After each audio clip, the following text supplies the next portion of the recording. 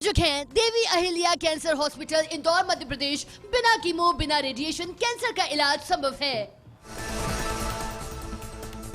PM Modi का UP दौरा। कानपुर में 47,600 करोड़ की 15 परियोजनाओं का किया शिलान्यास उद्घाटन।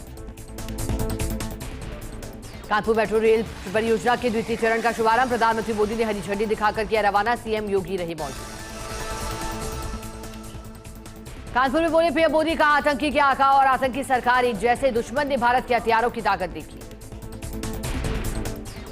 पहलगाम हमले में मारे गए शुभम द्विवेदी के परिजनों से मिले प्रधानमंत्री मोदी। परिवार से मिलकर हुए भावुक। कहा, आतंकवाद के खिलाफ ऑपरेशन सिंदूर रुका, खत्म नहीं हुआ।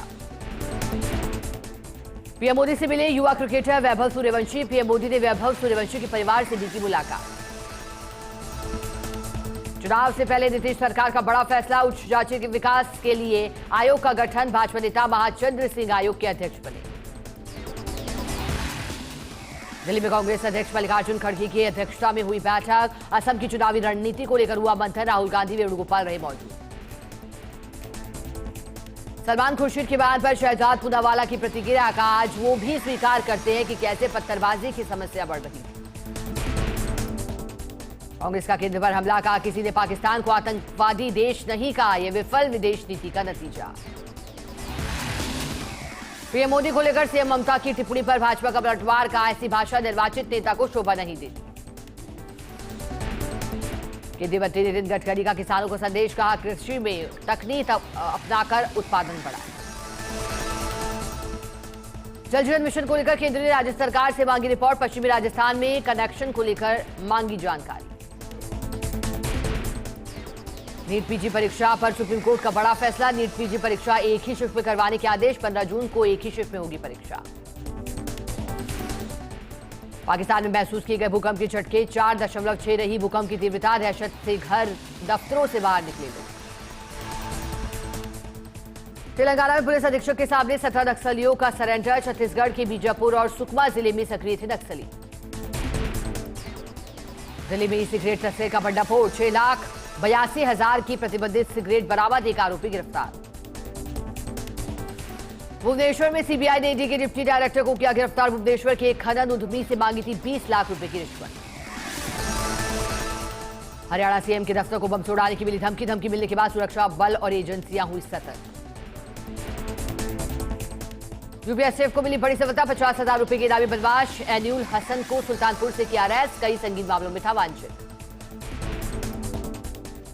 मोदी सरकार के लिए आर्थिक मोर्चे पर अच्छी खबर। भारतीय अर्थव्यवस्था में तेजी। चौथी तिमाही में जीडीपी वृद्धि दर 7.4% रही।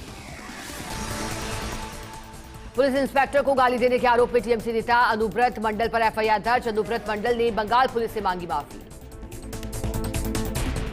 महाराष्ट्र के उस्मानाबाद स्टेशन का बदला नाम। अब उस्मानाबाद स्टेशन का नाम होगा धारी शिव। रेलवे ने दी मंजूरी। मणिपुर के राज्यपाल ने राहत शिविरों में रह रहे विस्थापित लोगों की समीक्षा की। बेघर लोगों की मदद तेज करने के निर्देश दिए। संसद भवन को उड़ाने की धमकी देने के मामले में पूर्व एमएलए किशोर समरीते को 6 माह की सजा। दिल्ली की राउज एवेन्यू कोर्ट का फैसला। झारखंड के पश्चिम सिंहभूम में पुलिस और नक्सलियों के बीच मुठभेड़ में एक जवान हुआ घायल। पंजाब के अमृतसर में आज शाम 6 से 7 बजे तक होगी मॉक ड्रिल। रात 8 बजे से 8:30 बजे तक रहेगा ब्लैकआउट। 26वें एशियन एथलेटिक्स चैंपियनशिप में भारत ने 3 गोल्ड मेडल अपने नाम किए। पूजा गुलवीर सिंह, नंदिनी अगास्त्रा ने पदक जीते। नेपाल में एवरेस्ट दिवस पर भारतीय पर्वतारोहियों का सम्मान। किन्नौर के अमित नेगी भी शामिल। अन्नपूर्णा पर्वत पर चढ़ने वाले जिले में पहले युवा। फ्रांस सरकार का बड़ा फैसला। 1 जून से सार्वजनिक तौर पर स्मोकिंग होगी बैन। पार्कों, बस स्टॉप, समुद्र तटों पर होगा प्रतिबंध। इंडोनेशिया के सबसे बड़े इस्लामी संगठन ने दिया भारत को समर्थन। कहा, आतंकवाद से मिलकर लड़ाई लड़ेंगे। आयोजक हैं देवी अहिल्या कैंसर हॉस्पिटल, इंदौर, मध्य प्रदेश। बिना कीमो, बिना रेडिएशन कैंसर का इलाज संभव है।